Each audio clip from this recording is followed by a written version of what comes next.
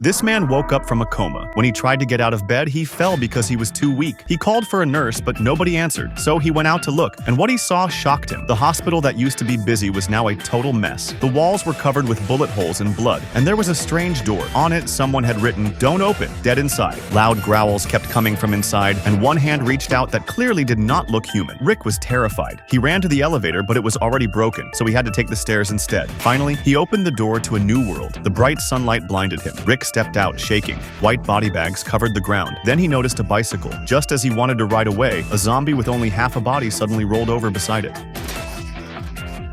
Without thinking, Rick got on the bike and hurried back home. But the house was empty. His wife and son were the only family in his life, and he did not know if they were still alive. Rick sat at the door, feeling lost, when he saw a figure walking toward him. He waved at the figure, but the next moment he was hit on the ground with a shovel. Then another man suddenly shot the figure in the head. They turned out to be a father and son. The man pointed a gun at Rick and asked how he got his wound, but before Rick could answer, he blacked out. When Rick woke up again, he found himself tied to a bed. The man kept asking if his wound was from a zombie bite. Rick said it was a gunshot. He said he used to be a cop. The man checked and saw Rick had no fever, so he untied him, and they had dinner together. During the meal, the man explained that a virus had broken out, and everyone who died turned into bloodthirsty zombies. Rick was confused, since he had only been awake for a few hours, but after remembering what he saw earlier that day, he had to believe it. The next day, they went to the station. They took the guns and gear. Rick planned to go to Atlanta to find his family. He heard there was a safe camp with the army. The man decided to stay because he had other plans to finish first. Rick handed him a walkie-talkie and said they could use it to stay in touch. After that, the three of them went their separate ways. On his way, Rick ran out of gas and had to look for a house nearby. He looked through the door and saw a couple lying inside. They had already killed themselves. Rick sat under a tree to calm himself, but then he saw a strange creature. In the end of the world, a horse was much more useful than a car. And just like that, Rick was riding his fine horse along the wide, empty road. But the peace did not last long. As Rick rode into Atlanta, he saw a helicopter flying in the sky. He got excited and tried to follow it, but after a short distance, he ran into a large group of zombies. Rick turned back to run, but there were zombies in front of him and behind him. The poor horse soon became food for the zombies. Rick used the chance to crawl under a tank. He pulled out his gun and shot a few of them,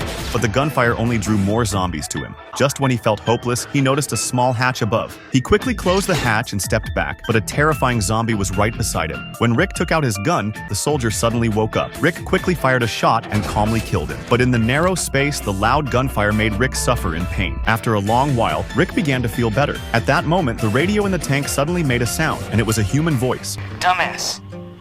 Yeah, you in the tank. You cozy in there?